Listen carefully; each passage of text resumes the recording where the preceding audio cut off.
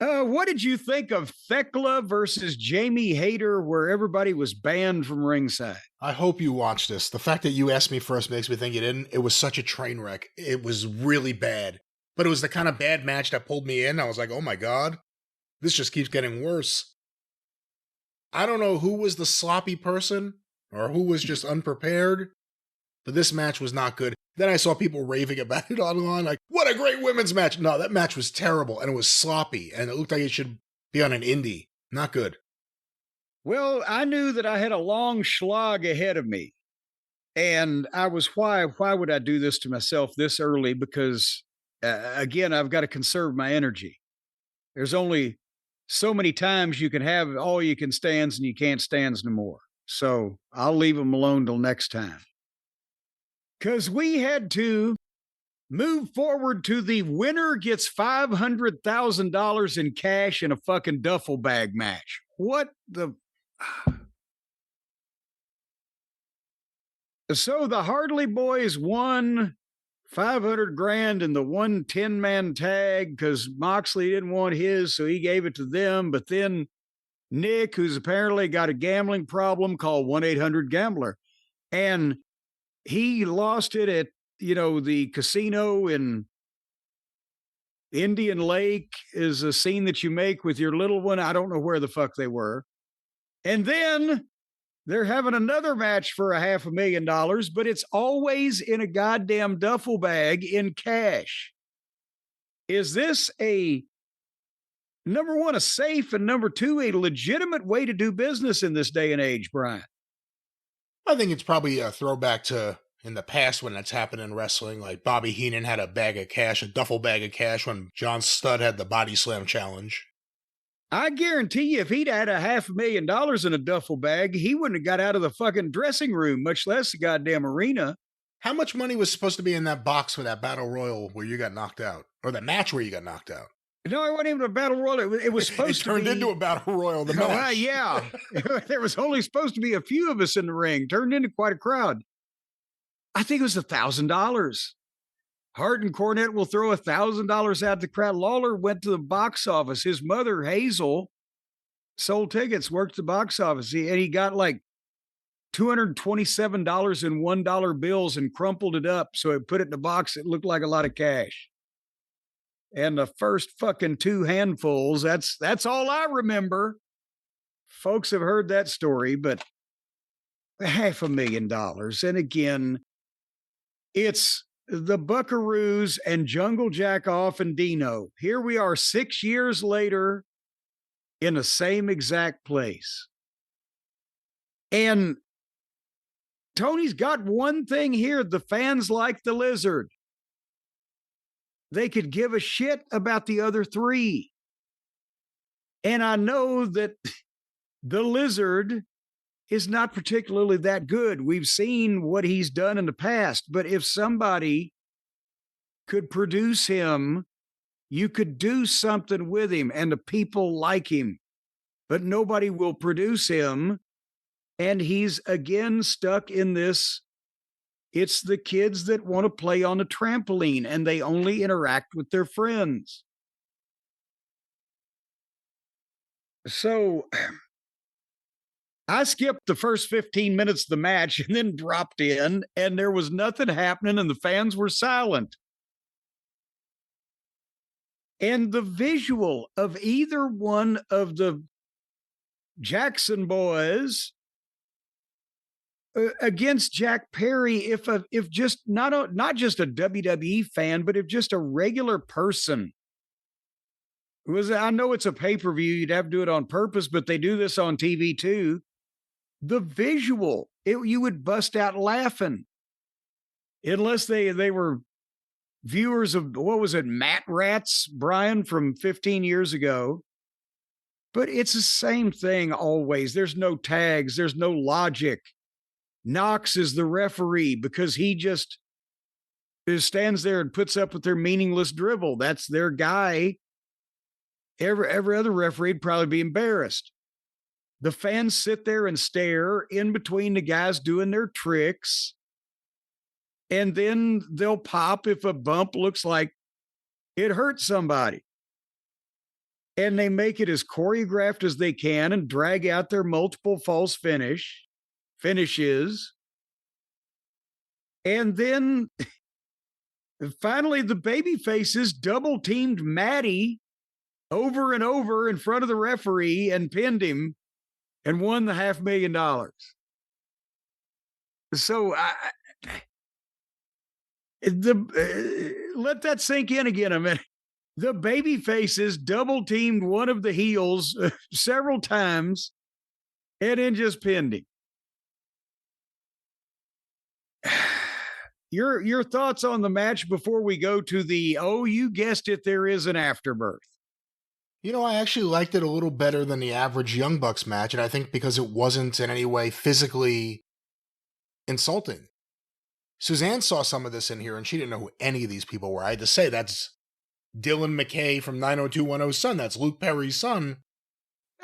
You know, and she noticed how thin he is. He's very, very slight. Next to him, the Young Bucks looked like big guys on the gas.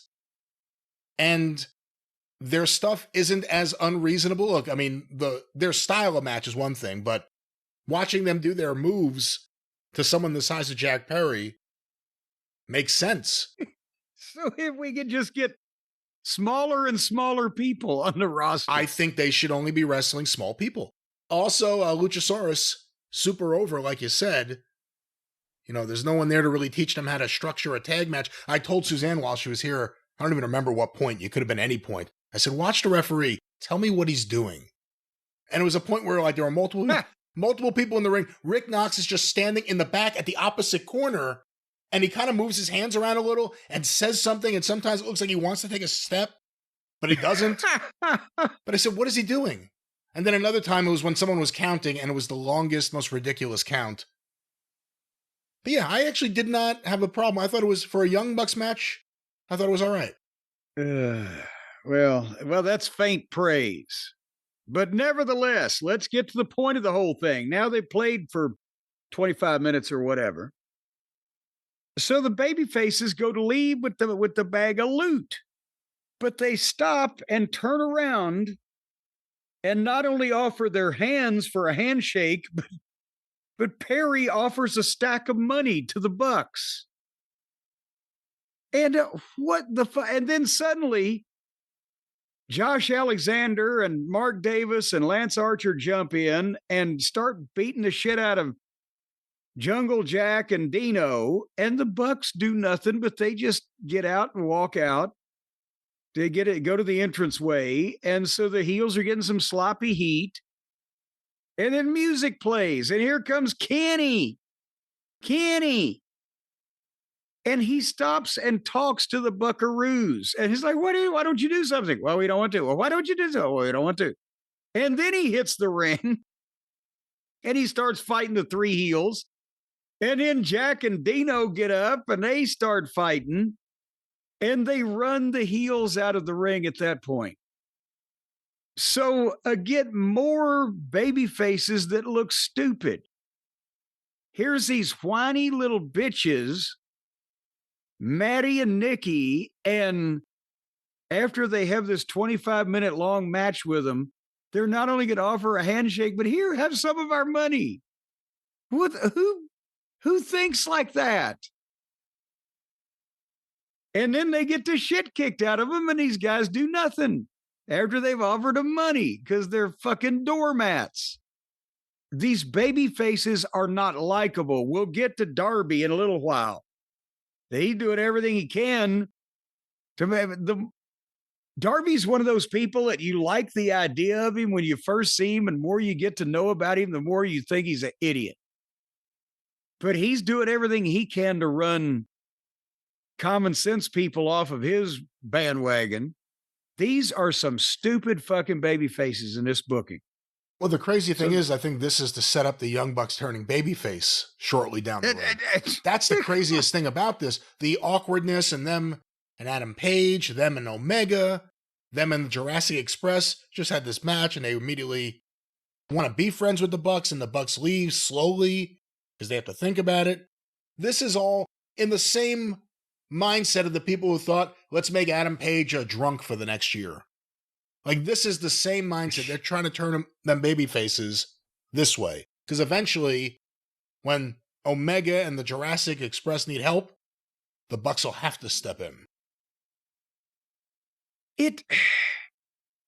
It boggles my mind that they don't understand the difference, that you can't switch babyface from being a heel unless you were kind of over or kind of hot as a heel. And it's awful hard to switch heel, but not as hard as the other way around. But it's hard to switch heel if you're not some level of a babyface to begin with. But these guys don't have heat because of their wrestling performance. They annoy people. And their flash in the pan has passed. And their own AEW fans now have moved on to shinier things that do, at least they do the same shit all the time, but they haven't seen them as long as they've seen the Buckaroos. And they're just, people have figured out these are just two smarmy, self-obsessed, delusional children playing games. So whether they switch babyface, switch heel, paint themselves blue, whatever, they just annoy people. Well, you know, Jim, perhaps things could have gone differently. Perhaps they would have gone differently if Nick Jackson had made better decisions. Like, instead of going to the casino and blowing all his money, just sitting at home with his family, but getting on his phone, downloading that app, and going to our friends at DK Casino. That's right, because then it wouldn't have all these problems, all these issues with running fans and viewers off in droves and having complete apathy about his work as he continues to bald and move into middle age while still being called young and or a buck. Folks, if you feel like a young buck, but you don't want to go to the casino and stay out all night, be subjected to all those wild women with their loose morals, you can just sit at home and be subjected to your wild woman with loose morals and download the DraftKings Casino app, the home of, that's why they call it cash eruption. Because guys, let me tell you this, if you got cash, you can buy an eruption. Right now, spin the largest collection of cash eruption slots, including new and exclusive big bank breakout. Because if you knock over a big bank, you're going to have to break out. But if you've got a big bank, well, break it out. You're going to make some money. And then you can erupt for more cash. Folks, it's all part of the incredible fun you'll have when you go to the DraftKings Casino without leaving your home. You're going there in your mind. It's a playground in my mind. My name is Michael. I got some money. I'm going to download the DraftKings app. Then I'm going to spend all my money there. But you're going to get 500 extra spins when you wager $5 of Michael's money from the playground in your mind to the DraftKings Casino. Brian, are you with me on this? All you got to do. Yeah. All you got to do, ladies and gentlemen, at the DraftKings app is be a new player and wager $5, and you're going to get 500 free spins over 10 days. So you spend $5, they give you 500 extra spins. You can play classic cash eruption today.